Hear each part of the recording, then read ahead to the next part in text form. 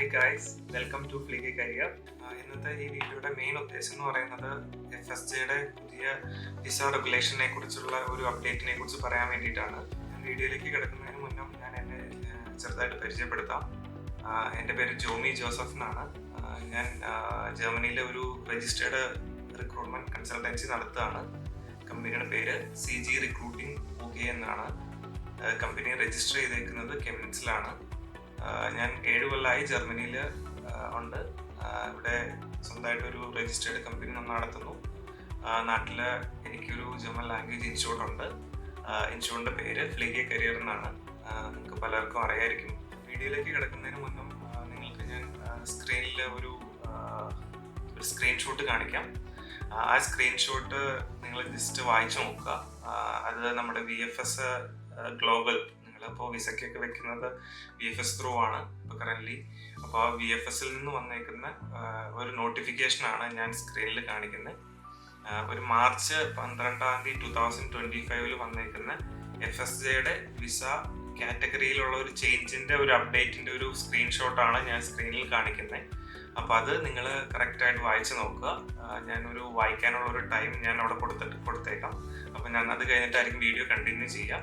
നിങ്ങളെല്ലാവരും ആ ഒരു സ്ക്രീൻഷോട്ട് കണ്ടിട്ടുണ്ടെന്ന് വിചാരിക്കുന്നു. അതിൽ പറയുന്നത് FSJ കാറ്റഗറി, FSJയുടെ വിസയ്ക്ക് വെക്കുന്നത് VFSലാണ്. VFSൽ വെക്കുന്ന കാറ്റഗറി, കൊച്ചിയിൽ വെക്കുന്ന കാറ്റഗറി നമുക്ക് 2 സ്ഥലത്താണ് നമുക്ക് കേരളത്തിലുള്ള കുട്ടികൾക്ക് വയ്ക്കാൻ പറ്റുന്നത്. ഒന്നല്ലെങ്കിൽ കൊച്ചി അല്ലെങ്കിൽ ബാംഗ്ലൂരാണ് പറ്റുക, VFSലാണ് പറ്റുന്നത്.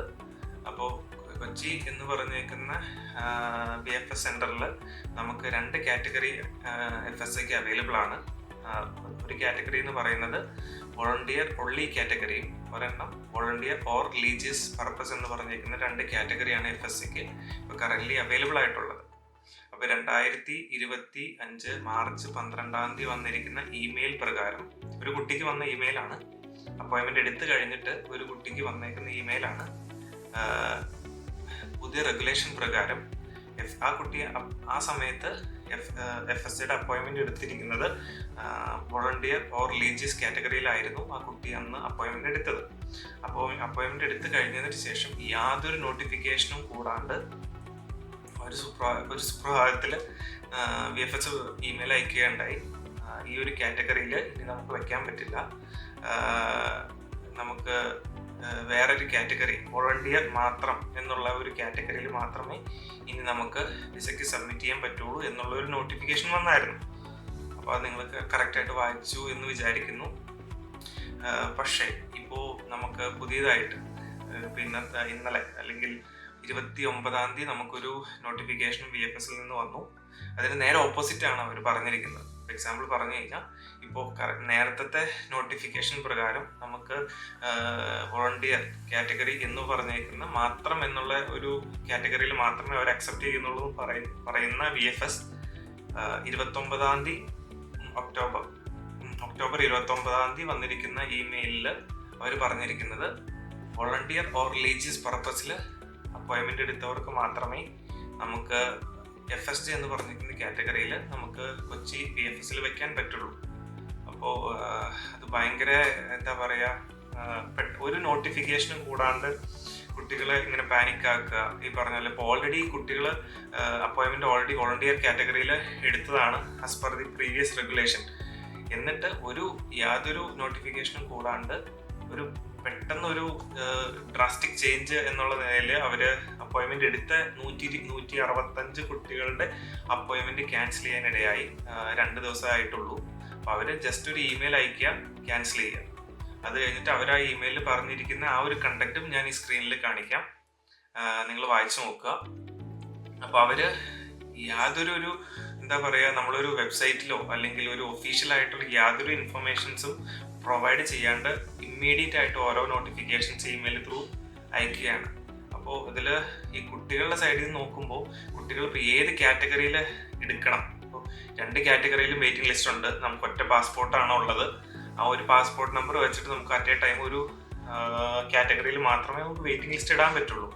അപ്പോൾ കുട്ടികളിപ്പോൾ പാനിക്കാണ്, ഏത് കാറ്റഗറിയിലാണ് ആക്ച്വലി എടുക്കുക. ഇപ്പം ഇൻ കേസ് കാറ്റഗറി ചേഞ്ച് ആയി കഴിഞ്ഞാൽ ആ VFSൽ ചെന്ന് കഴിയുമ്പോൾ മാത്രമേ കുട്ടികൾക്ക് അത് മനസ്സിലാക്കാൻ പറ്റുന്നുള്ളൂ. കാറ്റഗറി ചേഞ്ച് ആയി എന്നുള്ളത്. എനിക്കറിയില്ല എന്തുകൊണ്ടാണ് ഇങ്ങനെ എംബസി അല്ലെങ്കിൽ VFSന്റെ സൈഡിൽ നിന്നും ഇങ്ങനെ ഉള്ള ഒരു ആക്ഷൻ ഉണ്ടാവുന്നതെന്ന് എനിക്കറിയില്ല.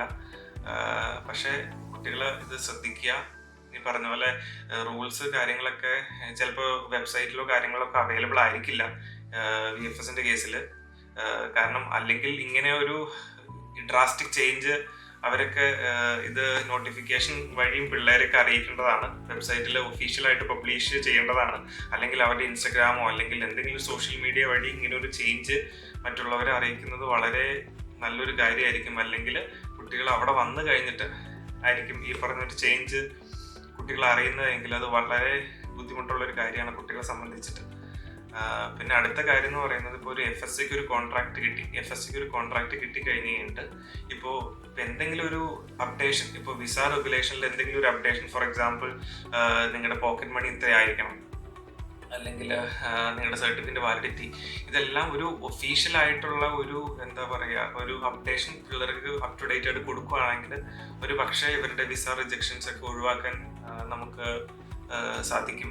ഈ ഒരു ചെറിയൊരു വീഡിയോയിലൂടെ ഞാൻ ഉദ്ദേശിക്കുന്നത് എന്താണെന്ന് വെച്ച് കഴിഞ്ഞാൽ, നിങ്ങളുടെ അറിവിലേക്ക് ഈ ഒരു അപ്പോയിൻമെന്റ് ചേഞ്ച് അല്ലെങ്കിൽ വിസ കാറ്റഗറിയിൽ നിന്ന് ചേഞ്ച് ചെയ്തേക്കുന്ന ഈ ഒരു ഇൻഫർമേഷൻ നിങ്ങളിലേക്ക് എത്തിക്കാൻ വേണ്ടിയിട്ടാണ് ഞാൻ ഈ ഒരു വീഡിയോ ചെയ്യുന്നത്.